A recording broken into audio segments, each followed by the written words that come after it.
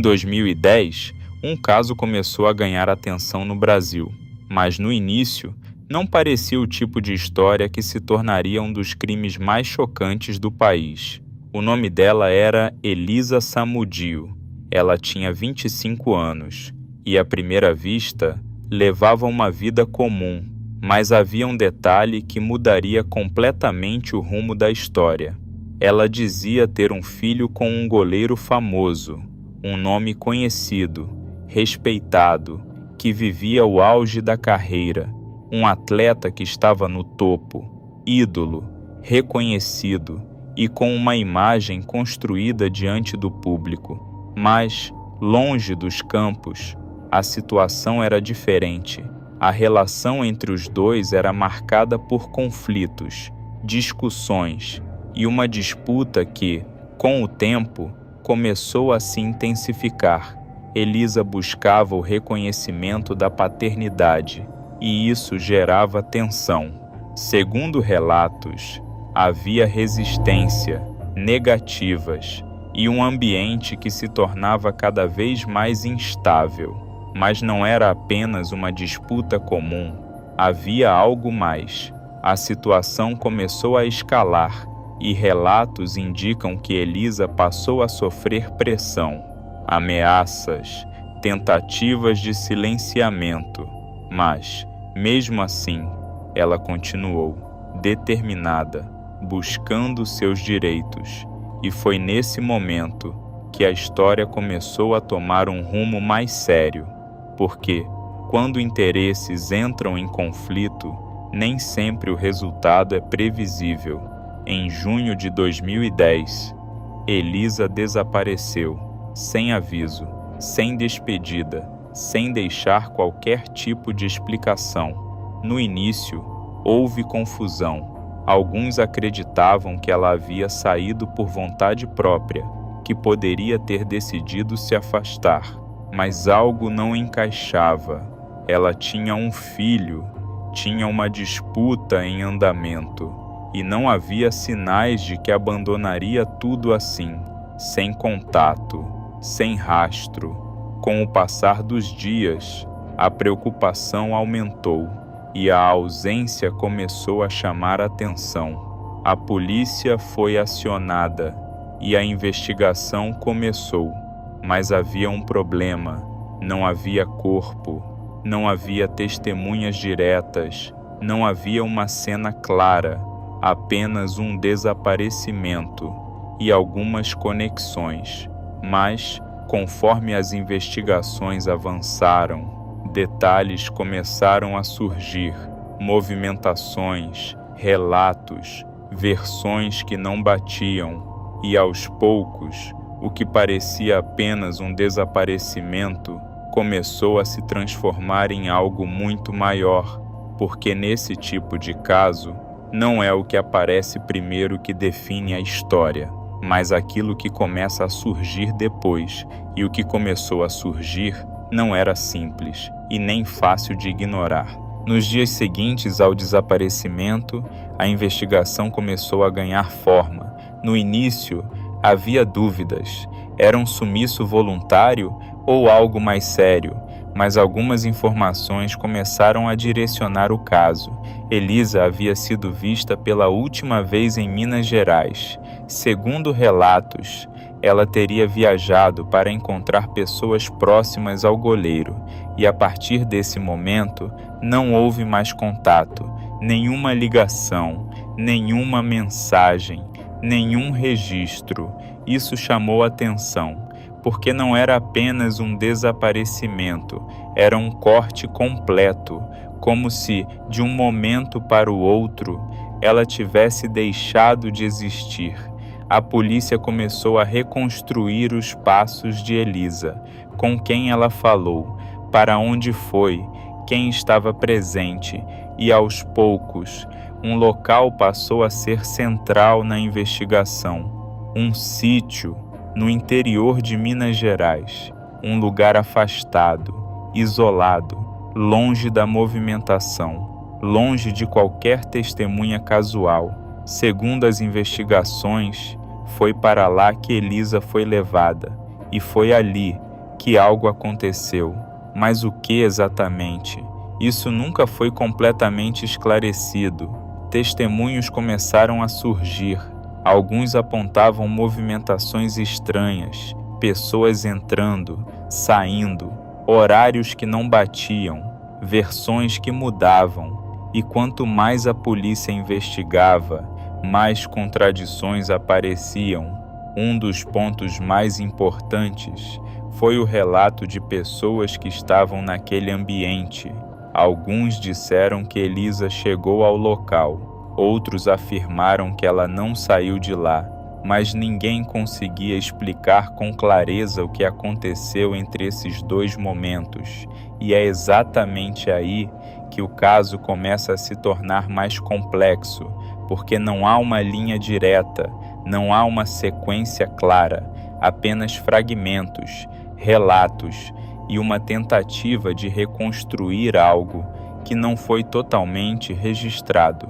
Com o avanço das investigações, nomes começaram a aparecer, pessoas próximas, ligadas ao círculo do goleiro, e com isso, a pressão aumentou. A mídia passou a acompanhar o caso de perto. Cada detalhe era analisado. Cada nova informação ganhava repercussão. E a pergunta principal começava a se formar. O que aconteceu com Elisa Samúdio? Mas havia um problema, não havia corpo, e isso muda tudo. Sem corpo, não há confirmação direta, não há cena completa, não há prova física do desfecho, apenas indícios. E nesse tipo de caso, os indícios precisam ser fortes, precisam se conectar, precisam construir uma narrativa que faça sentido. E foi exatamente isso que a investigação começou a fazer: reunir peças, montar uma sequência, mesmo que incompleta, mas ao mesmo tempo, algo chamava a atenção. Algumas versões pareciam alinhadas, outras completamente desconectadas. E isso levantava uma dúvida: alguém estava escondendo algo? Ou simplesmente ninguém tinha a história completa? Com o tempo, a hipótese de crime começou a se fortalecer, mas ainda faltava algo. Faltava a confirmação, faltava o elemento que encerraria qualquer dúvida, e ele nunca apareceu, porque enquanto a investigação avançava, uma ausência continuava presente, o corpo, e sem ele, tudo precisava ser reconstruído, baseado em relatos, em suposições e em uma linha de acontecimentos que até hoje não foi completamente esclarecida, mas o que viria depois seria ainda mais impactante, porque mesmo sem esse elemento principal, o caso seguiria e decisões seriam tomadas, baseadas no que foi possível provar e também no que nunca foi encontrado. Com o avanço da investigação, o caso deixou de ser apenas um desaparecimento. A hipótese de crime já era considerada, mas ainda existia um ponto central que mudava tudo. O corpo nunca foi encontrado, e isso não é um detalhe.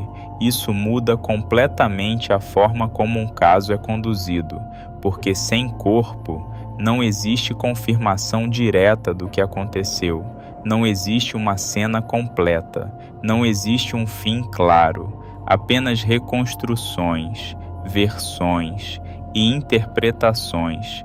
Mesmo assim, a investigação seguiu, baseada em depoimentos, relatos de pessoas que estavam naquele ambiente. Alguns disseram ter presenciado momentos importantes, outros afirmaram ter participado de partes da história. Mas havia um problema: as versões não eram totalmente consistentes. Algumas mudavam, outras se contradiziam, e isso levantava dúvidas sobre o que realmente poderia ser considerado verdade. Ainda assim, havia elementos que se repetiam, indícios de que Elisa não saiu daquele sítio, indícios de que algo grave aconteceu ali e, principalmente, indícios de que houve tentativa de ocultar o que aconteceu depois. A partir desse ponto, o caso começou a se apoiar em algo mais complexo, provas indiretas, reconstrução de cenário e análise de comportamento, porque, sem um corpo, a investigação precisou entender não apenas o que aconteceu, mas como as pessoas envolvidas reagiram depois. E esse foi um ponto importante. Alguns comportamentos chamaram atenção, mudanças de versão, tentativas de explicar o inexplicável e atitudes que, segundo investigadores, não eram compatíveis com alguém que não tivesse envolvimento, mas ainda assim faltava a confirmação final, faltava o elemento que encerraria qualquer dúvida, e ele nunca apareceu.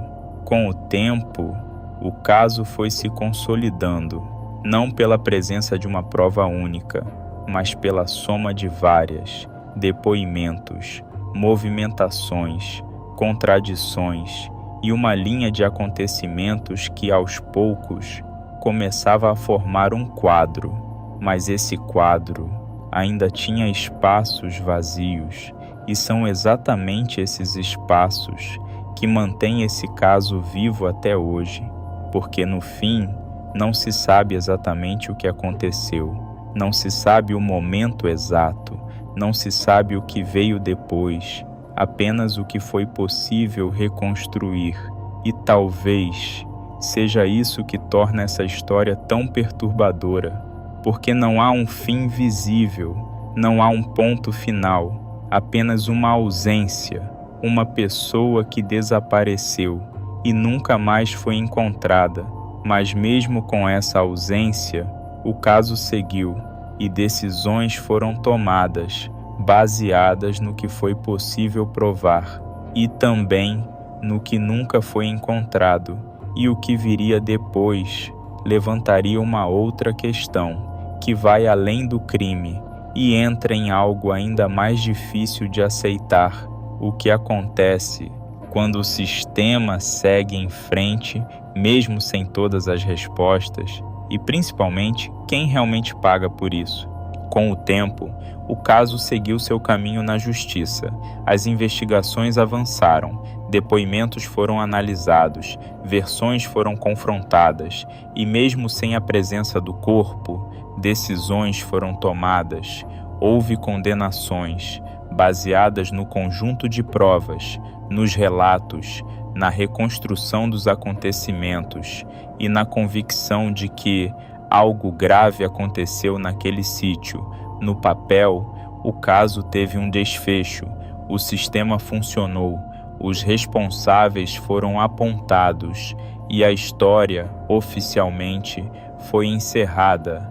Mas fora dos documentos, a sensação era diferente, porque ainda havia algo faltando, sempre faltou, o corpo. Sem ele, não existe confirmação absoluta, não existe encerramento completo, apenas uma conclusão baseada no que foi possível provar, e isso deixa uma dúvida que permanece.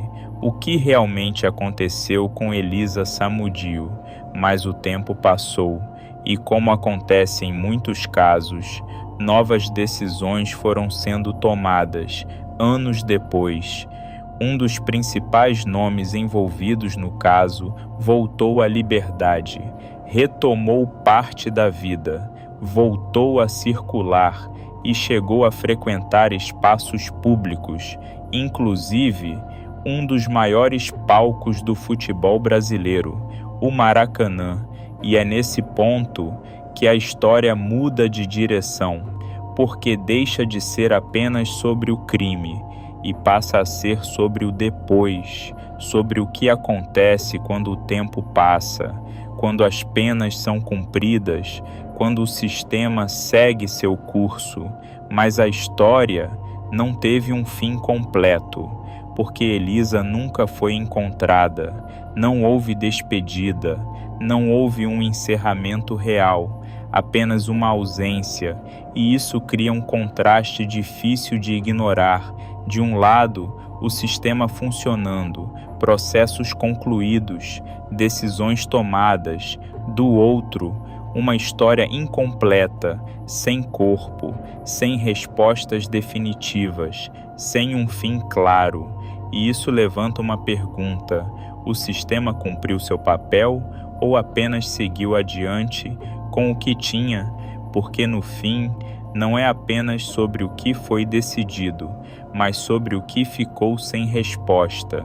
E talvez seja exatamente isso que mantém esse caso vivo até hoje, não apenas pelo crime, mas pelo vazio que ficou depois, porque algumas histórias não terminam quando o processo acaba, elas continuam, na dúvida, na ausência e na sensação de que algo nunca foi completamente resolvido.